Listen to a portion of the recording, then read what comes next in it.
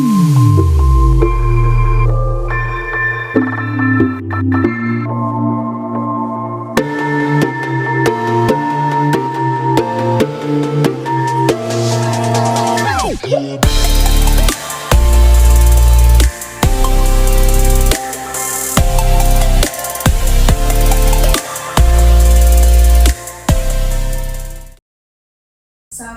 warahmatullahi wabarakatuh.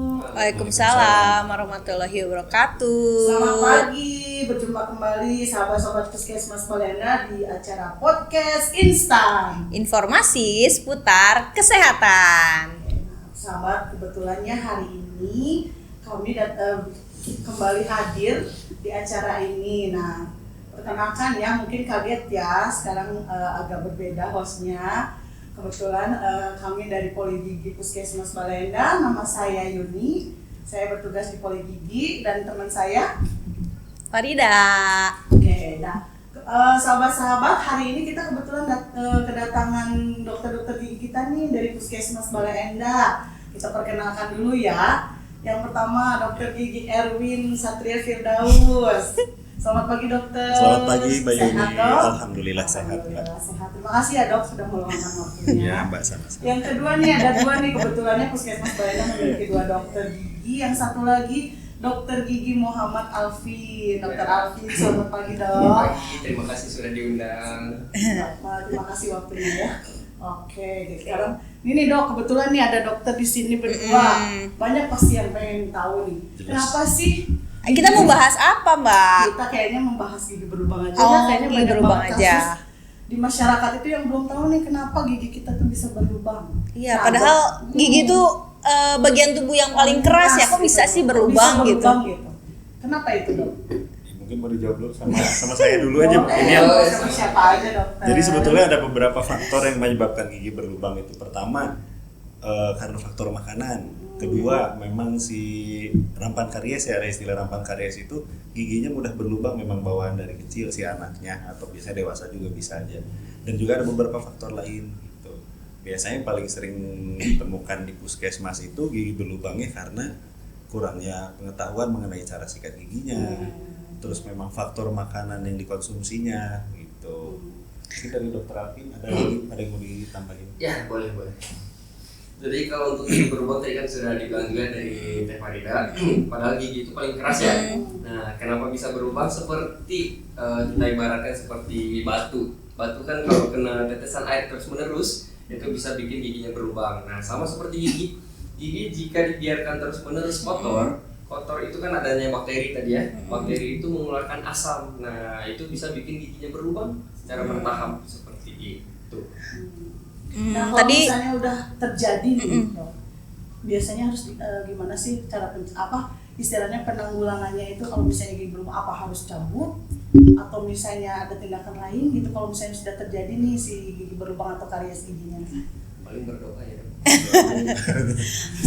Biasanya pasien itu datang pertama udah minum obat dok, beberapa merek obat lah disebutkan obat warung. Padahal itu harus kita periksa dulu karena belum tentu harus dicabut juga, bisa jadi dicabut, bisa jadi ditambal karena harus melakukan pemeriksaan klinis dulu. Berarti sih periksa dulu Harus ya. diperiksa dulu. Gitu ya. tadi sebelum sudah terjadi sebetulnya ada cara jaganya dulu kan ya dok ya. Nah, ada pencegahannya. tadi dokter Erwin bilang salah satu faktornya adalah makanan manis. Sebetulnya makanan manis itu tuh boleh dikonsumsi atau sama sekali nggak boleh? Sebetulnya tetap boleh karena kan tubuh kita juga butuh gula ya. Iya. Untuk energi kita dari gula sumbernya. Tapi kita harus tetap menjaga di kesehatan giginya apa? Sikat gigi. Jadi makanan itu terutama yang lengket-lengket, makanan yang kayak permen, terus coklat biasanya nempel gigi kita tuh banyak selah-selah kecilnya. Nah, selah-selah kecil itu yang bikin giginya sisa makanan ketinggal, mulutnya suasananya asam, lama-lama si asam itu ngegrogotin si giginya jadi bolong gitu. Jadi yang perlu diingat, sesuatu yang berlebih itu tidak baik. Oh Nah, iya, betul. baiklah. Secukupnya saja. Sikat gigi yang terlalu banyak itu sebenarnya Tidak baik. Berapa kali sih dok biasanya dan yang waktu yang tepatnya itu kapan gitu? Yang buahnya itu ya. Yang buahnya. Yang buahnya itu minimal 2 kali sehari. 2 kali sehari. Iya betul, 2 kali sehari ya guys. 2 2 kali sehari, pagi setelah sarapan dan malam sebelum tidur. Dan Kenapa setelah- harus sarapan dong? Kenapa setelah sarapan? Biasanya kan kita sikat gigi dulu, Biasanya baru gitu. makan nih. Ya. Kenapa harus setelah sarapan? Karena kalau misalkan kita setelah sarapan, sebelum sarapan ya sikat gigi, nanti kan kita sarapan sikat ada makanan tuh masuk kotor mulutnya. Kemudian kan sehari-hari kita Aktivitas kita ya. aktivitas sehari-hari kita bakal dalam keadaan kotor gitu giginya. Makanya lebih dianjurkan setelah sikat gigi Setelah makan sarapan. sikat giginya. Oh, Lebih gitu. baik 30 menit setelah sarapan. 30 menit. Jadi jangan langsung. Jangan langsung habis makan, habis sarapan langsung sikat gigi jangan. Itu- Kenapa ya, Dok? Karena setelah makan itu kita kadar mulut kita itu lagi asam-asamnya di dalam mulut. Jadi sehingga Bisa nyebarin setelah bakteri. makan langsung disikat gigi itu malah bisa merusak lapisan gigi. Gitu. Sama malam sebelum tidur. Sama sebelum tidur. Nah, kalau misalnya kita menemukan kasus nih dok, di puskesmas Balenda ini tuh apa aja sih sebenarnya yang bisa dilakukan di poligiginya? Kasus apa aja gitu, atau misalnya pencabutan, penambalan atau yang lainnya? Kalau untuk tindakan di kita, Tindakan. penambalan kita laksanakan, pencabutan juga kita laksanakan, pembersihan karang gigi juga di kita laksanakan. Tapi untuk penambalan jangan berekspektasi, dok langsung ditambal, enggak. Karena kita harus lihat dulu apakah perlu perawatan dulu atau langsung penambalan. Karena kadang-kadang beberapa kasus penambalan ternyata pas sudah ditambal pasiennya kekeh nih, pengen ditambal langsung dok kita tambal. Taunya sakit, Tunggu seminggu ya. 2 minggu bengkak lah, sakit, akhirnya balik lagi kita bongkar lagi. Ternyata memang harus perawatan gitu. Jadi perawatan gigi bisa dilakukan Bisa perawatan. dilakukan di puskesmas Jadwalnya Balenda. nih dok, kalau di puskesmas Balenda mungkin nih ada sahabat-sahabat semua yang belum tahu nih puskesmas Balenda. Jadwal poligiginya tuh setiap hari apa sih dok? Untuk jadwal poligigi Senin sampai Sabtu, tapi tindakan apa aja boleh datang, tapi nanti tindakannya apa mungkin harus diperiksa lebih lanjut dulu, baru kita tindakan gitu. Ya. Tadi tuh kan ada cara mencegahnya dengan cara sikat gigi. Apakah dokter mungkin bisa nyontohin cara dan Iya, teknik betul. yang betul menyikat gigi yang baik dan benar bagaimana gitu? gitu? Gosok giginya kadang selalu sebelum tidur, tapi tetap aja berlubang nih, kenapa? Apa Kebetulan salah? kita bawa alat peraganya Nah, nih. iya. Tiba-tiba muncul. Tiba-tiba muncul. Dan ini juga sikat gigi. Caranya mungkin dok ya. Terus kadang-kadang kan ada yang lubangnya itu yang di pinggir gusi gitu kan. Nah, itu karena apa gitu, kok bisa gitu. Iya. Jadi untuk sikat gigi itu yang pertama, yang paling kebanyakan pasien datang sikat gigi, dok saya udah sikat gigi rajin, karena yang disikat karena cuma permukaan depannya aja. Tapi yang paling sering terjadi kasus gigi-gigi belakang sini yang berlubang. Nah, jadi untuk cara sikat gigi pertama gerakannya memutar untuk yang depan. Untuk jumlahnya berapa, yang penting jangan buru-buru karena kita bukan lagi lomba sikat gigi gitu ya, yang penting harus bersih aja. Nah, lalu untuk yang bagian belakang posisinya itu dari kita tarik posisi sikatnya 45 derajat dari gusi dorong ke gigi. Yang atas ke bawah arahnya, untuk yang bawah arahnya ke atas. Nah, untuk permukaan dalam semua disikat normal aja.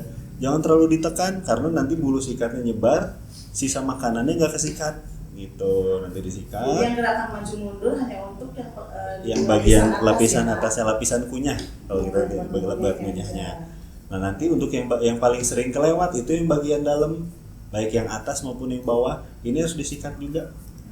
Jadi disikat caranya gimana? Posisinya dicungkil keluar gitu ya. Yang bawah juga sama, atas juga sama, semua samping. Nah, nanti setelah beres disikat giginya, dirasain dulu pakai lidah si giginya udah bersih apa belum gitu.